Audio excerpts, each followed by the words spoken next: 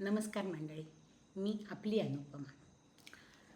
देवापाशी काय मागावं याबद्दल मला आज तुमच्याशी थोडंसं बोलायचं आहे. मला पण नाही समजत मंडळी की देवापाशी काय मागावं. खूप काही मागायचं असतं प्रत्येकालाच आपल्याला. कुणाला गाडी, बंगला, काय जमीन जुमला, मुलांची लग्न, कुटुंबियांचं आरोग्य, असंख्य आणि अमर्याद मागण्या असतात. कुणाला व्यवसायात यश पाहिजे असतं, कुणाला शिक्षणात यश पाहिजे असतं.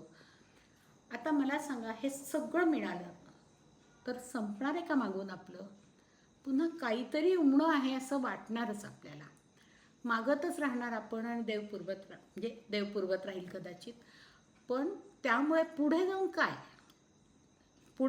मग आता आपल्याला झालं का, आपलं संपलं का मागणं? एवढं सगळं दिलं की असं होत नाही.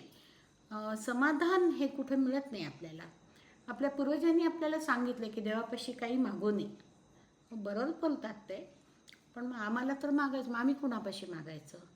आणि असं आहे, ते म्हणतात की ठेविले अनंते तैसेची राहावे, चित्ती असू द्यावे समाधान. आता हे समाधान आणायचं कुठून माणसाने? हे हवं ते हवं, ह्या हवं नको मधून आपली सुटका होत नाही. पण देवापाशी काही मागू नये असं नाही, पण काय मागावं हे मात्र आपल्याला संतांनी सांगितलंय. ते ऐकावं आपण, आपल्याला ते मार्गदर्शन करतात.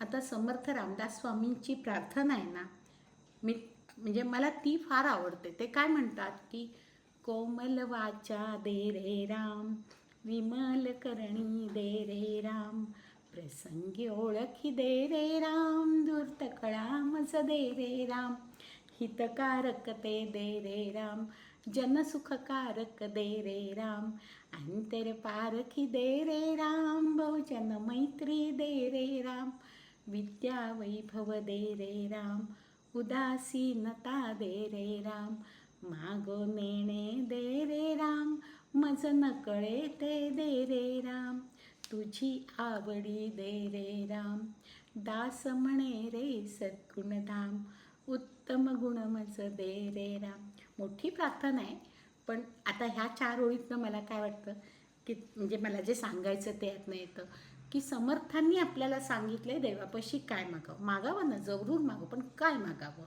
तर आपल्याला जे कळत नाही, म्हणजे मज न कळे ते दे रे राम, मागो नेणे दे राम, प्रांजळपणाने कबूल करावं की देवा मला कळत नाही माझ्या हिताचं काय आहे. आता एखादं छोटं बाळ आहे, त्याला काय हवं नको हे त्याच्या आईलाच चांगलं कळतं. त्याच्या हिताचं काय ह्याचा विचार तीच करू शकते. त्यामुळं बाळाला समजत नाही की मला काय हवं ते. त्याप्रमाणे आपण छोटं बाळ होऊन जावं ईश्वराकडे आणि माझ्या हिताचं काय आहे ते तूच मला दे असं म्हणावं. किती छान समर्थांनी अगदी पारखून शब्द घेतलेत. कोमल वाचा दे रे राम, मधुर गोड वाणी, ऐकणाऱ्याच्या कानाला सुखावणारी अशी आणि जनसुखकारक अशी ती वाणी. त्या वाणीमुळेच तुमची बहुजन मैत्री होणार आहे. प्रत्येकाच्या हृदयातला ईश्वर जर आपल्याला पाहता आला, भगवंत पाहता आला, तर ह्यातूनच तुम्हाला पदोपदी भगवत दर्शन घडणार आहे बहुजन मैत्रीतून. असं करता करता विमल करणी मागितली परमेश्वरापाशी की शुद्ध कृती आपली असली पाहिजे. सेवाभावाने, अकर्तेपणाने केलेली, अतिशय शुद्ध मनाने केलेली प्रत्येक कृती ही विमल करणीच असते. आता हितकारक अशी विमल करणी आपल्याला द्यावी, आपल्याला कोमल वाचा द्यावी, हे तर समर्थांनी सगळे संपूर्ण या मागणीमध्ये मागितलंय. सर्वात महत्त्वाचं ह्याचा गाभा म्हणजे मागो नेणे दे रे राम. बस, मला काही कळत नाही आणि तू मला जे माझ्या हिताचं असेल ते दे. आता काय, ज्ञानेश्वर माऊलींनी विश्वात्मकाकडे पसायदान मागितलं. आता ती माऊली आहे, देवापाशी काय मागायचं हे त्यांना समजतं, तसं आपल्याला समजत नाही, आपल्याला सुचत पण नाही की असं काही मागावं. पण ते माऊलीने आपल्या सगळ्यांच्या हितासाठी मागणी मागून ठेवली आहे. आता आपल्याला वामनराव पै काय म्हणतात, हे ईश्वरा, सर्वांना चांगली बुद्धी दे, आरोग्य दे, सर्वांना सुखात आनंदात ऐश्वर्यात ठेव, सर्वांचं भलं कर, कल्याण कर, रक्षण कर आणि तुझे गोडना मुखात अखंड राहू दे. ही सुद्धा विश्व प्रार्थना आहे. आपण अगदी निर्हेतुकपणे ही प्रार्थना रोज म्हणावी देवापाशी आणि देवाला साकडं घालावं की सर्वांचं हित कर, सर्वांच्या हितामध्ये माझं हितही आलंच की माझ्यासाठी मी वेगळं काही मागू नये. देव आपल्याला तो देतोच. गोंदवलेकर महाराज काय मागतात माहिती का? ते सांगतात आपल्याला काय मागायचं. ते म्हणतात की ईश्वरापाशी दुसरं काही मागू नये, पण तुझ्या नामाचं प्रेम दे म्हणावं. तुम्ही इतर काही मागण्या मागितल्या दे, कदाचित देव तो पूर्ण करीलही, पण नामाचं प्रेम तो सहजासहजी देत नाही. पण आपण अट्टहासाने रोज त्याच्याकडे नामाचं प्रेमच मागावं. एके दिवशी तुमची ही इच्छासुद्धा तो पूर्ण करील. नाम तर तुम्ही घ्यायचंच आहे, नामात प्रेम कसं येईल हे विचारायचं नाही, देवापाशीच मागायचं नामाचं प्रेम.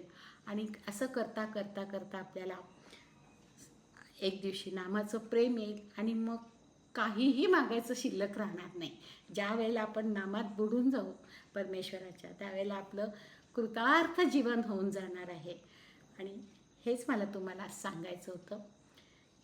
श्रीराम जय राम जय जय राम.